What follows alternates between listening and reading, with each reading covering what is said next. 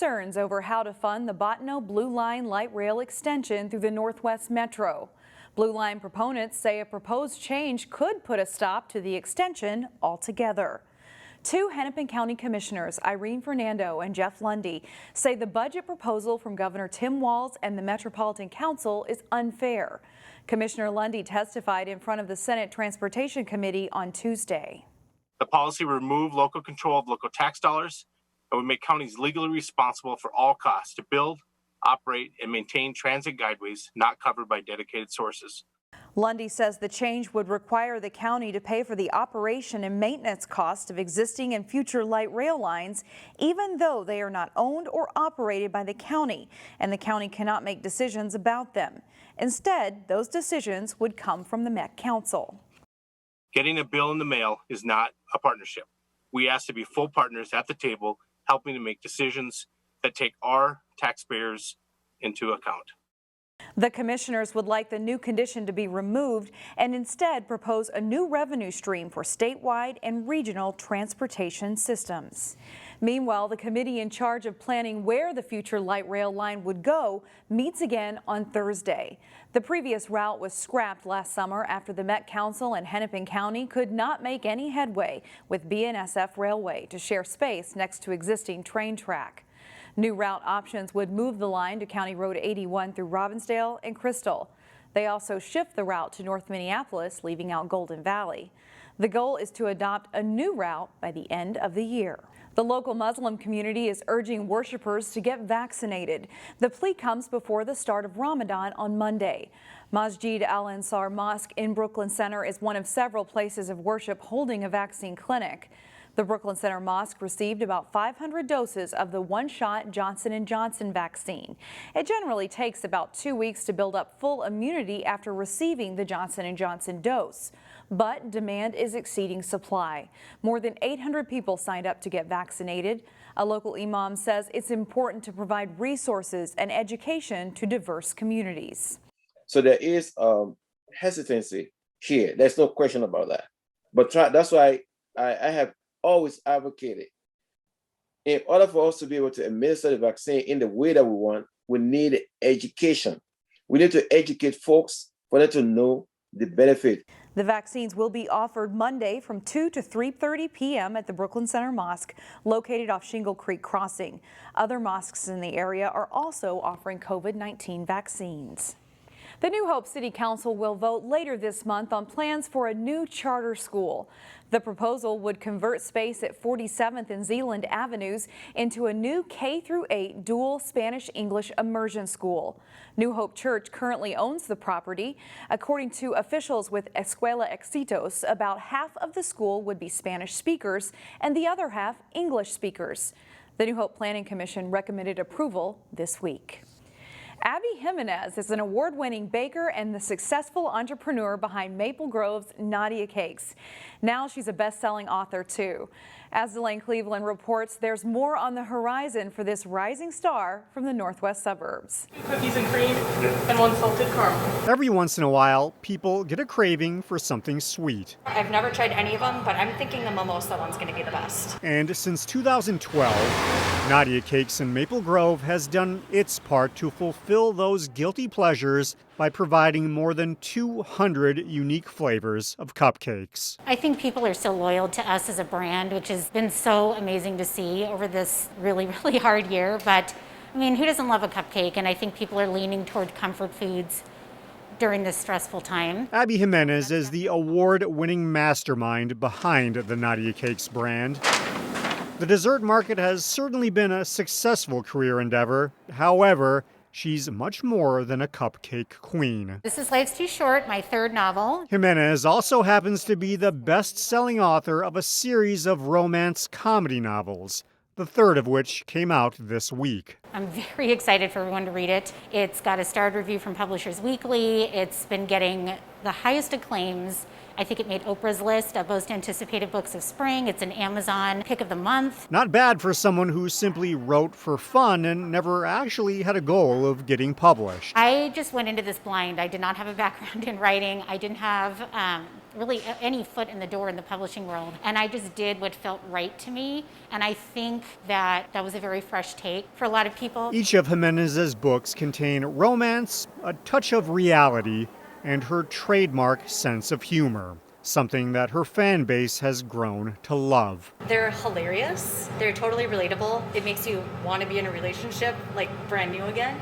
And yeah, I think she's just a really good romantic writer. Nadia Cake's customers aren't the only people who feel that way. Each of her books have been picked up by the production company Throughline Entertainment, and the team is currently working to adapt her second novel, The Happy Ever After Playlist, into a major motion picture. It is completely surreal, and I'm constantly shocked. Yet while Jimenez may be shocked at her literary success over the past few years, loyal Nadia Cake's customers are just excited about their neighborhood celebrity. The fact that she lives in Maple Grove and I live in Maple Grove, her daughter and my daughter go to the same school. They don't know each other, but it does feel like you can really do anything. I mean, it's pretty cool. In Maple Grove, Delane Cleveland, CCX News. Signed copies of Life's Too Short are available at Nadia Cakes, along with special strawberry guava cupcakes. Meanwhile, Jimenez just signed a new 3-book deal. She'll have another book out next April. It's titled Part of Your World. And here's one sign that life is slowly easing back to normal. Plymouth's annual spring art show, Primavera, will include in-person viewing this year. The event was canceled last year. The in-person gallery runs April 16th through the 18th at the Plymouth Community Center, and you'll need to pre-register to attend. Otherwise, you can view the art show virtually until May 16th. The state boys basketball tournament is into the semifinal round now. Maple Grove plays Cretin-Derham Hall in the first Class 4A game Thursday evening, while Wayzata meets Shakopee in the nightcap. Jason Malillo has more on the Trojans. It's been a week since Wayzata's win over Duluth East in the state quarterfinals. That's a long time to be off, but the Trojans are built to make the most of it. Our guys have handled it well. I mean, we've got a lot of depth in our program, and so our guys 1 through 18 can really get after each other. So it's a big advantage I think we have over some other schools. Wayzata will hit the Target Center floor on Thursday night for a battle against Shakopee. The Sabres are a pretty deep and well-rounded team with a lot of guys who can score. I think we really got to pressure the ball. We got to get after it on defense and get out in passing lanes a little bit and try and make them a little uncomfortable.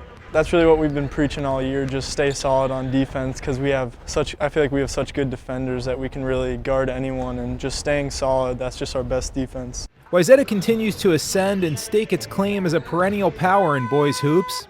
This is the Trojans' third state tournament appearance since 2017, but they failed to make the title game in those 2 previous trips. That's something this group is eager to remedy. It only makes us stronger because we have that chip on our shoulder that nobody's going to stop us from this opportunity, because this is a once-in-a-lifetime opportunity, especially with us, me and Eddie being seniors and some of the other seniors on the team. We don't want to let this one go because we've been waiting for a really long time for this one. Wayzata and Shakopee are scheduled to tip off at 8 o'clock on Thursday night. Jason Malillo, CCX Sports. We'll have highlights of both the Wayzata Shakopee and the Maple Grove Cretin-Derham Hall games Friday here on CCX News. In the girls' state basketball tournament Tuesday, Providence Academy was shooting for its first state title game appearance in 9 years. Providence Academy taking on unbeaten New London Spicer in the state girls basketball tournament Class 2A semifinals. Brooke Honecker has the hot hand for Providence Academy early. She drains a three-pointer from the corner to put the Lions ahead 13-5. Later in the first half, from almost the identical spot, it's Honecker again for 3. The freshman makes 4 threes in the game, and Providence leads by 14. But the top-ranked Wildcats cut into that lead before halftime. Mackenzie Ridge with an NBA-length three-pointer helps New London Spicer close the gap. They trail Providence by 3 at halftime. Early second half, Rich attacks the basket, scores and is fouled. She nets 18 points in the night. New London Spicer leads by 1. Tied at 34, it's Madden Greenway drilling a three-pointer for Providence as the Lions take the lead for good at 37-34. Maria Counts passes to her sister Grace, who pops in a short jumper for 2 of her 10 points. Then it's Maria Counts in the paint, and a nice little hook shot drops in for the junior. She scores 15 points, and it's 45-38 Providence. Final minute of play now, and New London Spicers' Emma Hansen hits a long three-pointer to pull the Wildcats within 4. Down 2 in the final seconds. Rich gets her three-point shot blocked cleanly by Grace Counts, who scrambles to get the loose ball. Grace would add 2 free throws as Providence Academy wins 58-54. The Lions face Albany for the Class 2A championship Friday afternoon at 3 o'clock at the Target Center. The high school hockey season ended last weekend, and on Monday, a local player skated away with a big postseason award. Jay Wilcox has the story. Maple Grove fell just short of a state boys hockey title, losing in overtime in the semifinals. But Crimson goalie Jack Wieneke won the Frank Brimsek Award, presented to the top senior goalie in the state. Wieneke posted a 19-2 record with a 1.65 goals against average, .916 save percentage, and 4 shutouts for the Crimson. His teammate Kyle Kukkonen was a finalist for the Mr. Hockey Award, which went to Grand Rapids defenseman Jack Pert. Jay Wilcox, CCX Sports. Thanks, Jay. That's all for sports. I'm John Jacobson. Find more Prep Sports games and highlights at ccxmedia.org and follow us on social media.